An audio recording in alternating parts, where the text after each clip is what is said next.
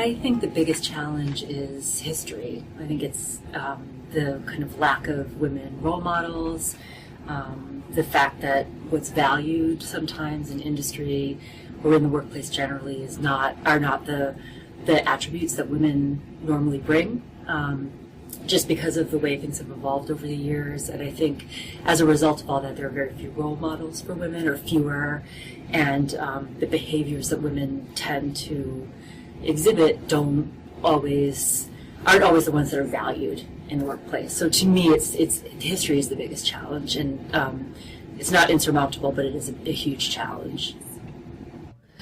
I guess one big challenge that I see is, as a woman who's also a mom, trying to balance both work and home life, having a job that's got some flexibility and having to make that understood with your colleagues and clients when you're not always available on a 9-to-5 basis. We didn't have as big of a maternity leave as other countries, so we sometimes are having to juggle, very small children and keeping up with our work. 76 cents on the dollar. For me, I see the biggest challenge is overcoming the salary differential between men and women, and just even find the courage to speak up and kind of ask for a raise, I guess. I think one of the biggest challenges facing women in the workplace today is finding leadership roles and securing those leadership roles within their companies and organizations.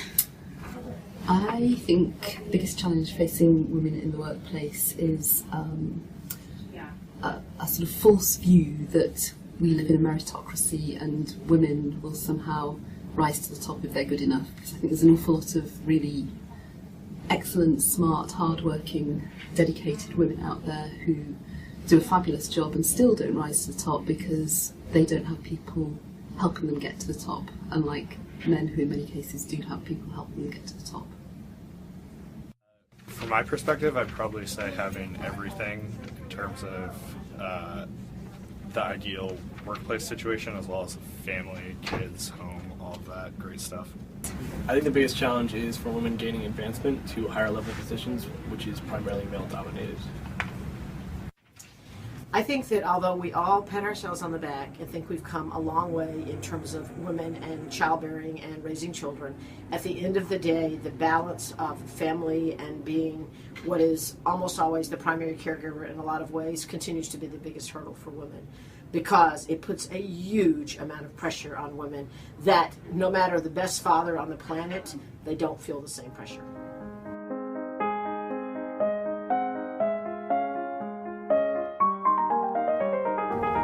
Other than myself, I would have to say Hillary Clinton. I think the most important thing that Hillary Clinton did for us was empowering us by saying that it takes a village, because women now know, or it's been more acceptable for women to be able to do it all and realize that we do need some help. We can still be the sisterhood of the traveling pantsuits, but we can take control both at home and in the workplace. And I love Hillary. Hillary 2016. Like, a good answer would probably be Michelle Obama, but then there's also like Angelina Jolie, who's like... I think it would have to be Beyonce. She really spreads the message of girl power, woman power to all of the younger audiences and some of the older audiences. Susie Wolf. Hillary Clinton. I would have to say Malala, having just read her book, who stood for the right to female education, not just in Pakistan but for children everywhere, and so I think is a worthy winner of the Nobel Peace Prize. Beyonce. This one I've chosen Jessica Ennis-Hill, who's the 2012 Olympic heptathlete champion.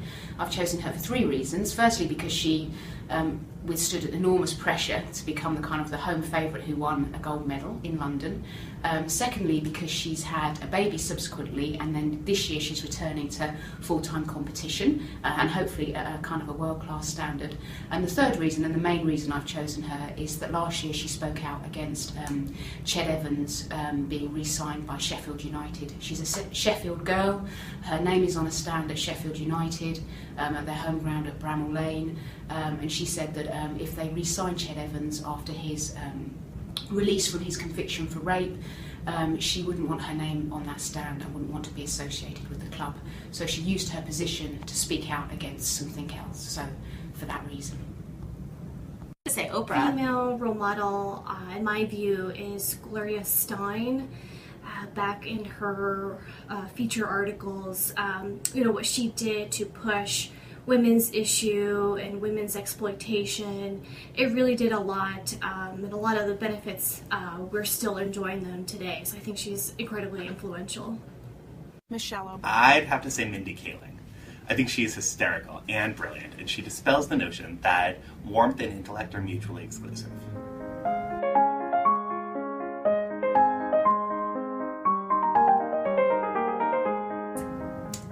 I was going to say the vote, but actually when I thought hard about it, I think it must be the availability of the contraceptives. I'd say the biggest gender equality achievement in the past 100 years was the woman's right to vote, which we're coming up on 100 years, I think, 1920. I'd say the appointment of the first woman to the Supreme Court. The biggest gender equality achievement in the past 100 years is Marie Curie being the first woman to be awarded a Nobel Prize, and the first person ever to receive 2 of them. First winning the Nobel Prize for Physics, and then the Nobel Prize for Chemistry. Marie Curie is an inspiration to... I would say birth control has had a huge influence. I think one of the biggest gender equality achievements recently has been the acceptance of women's issues into the larger discussion of gender as a whole. Previously, treating women's issues as separate from gender issues or men's issues implied that there was something different or lesser about gender equality, when in reality both sides deserve the same fair shake in the discussion and any solutions that arise from it. So, I'm not going to answer any of the 3 questions that Parveen's asked me, not out of perversity, but I just thought I'd share something which struck me a few years ago and which has stayed with me ever since. So a few years ago I was the linguistics editor back at Blackwell's and had a wonderful author called Jennifer Coates, who since became a rather good friend, and she wrote a book called Women Talk. And the book was a study of what happens when women friends get together and have a natter. And what she found, she and her students found, was that women talking amongst each other riff off each other rather in the way that a jazz band does. So they improvise, they start with one idea and then they build on it, and then someone kind of comes in from another direction and modifies that.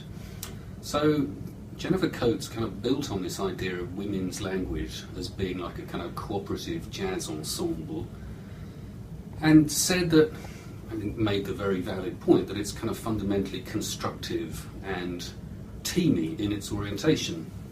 Now then, one of the things I firmly believe is that an organisation gets absolutely nowhere unless we work as a team. And to work as a team, we need linguistic habits that involve things like yes, and, as opposed to linguistic habits which go no, but.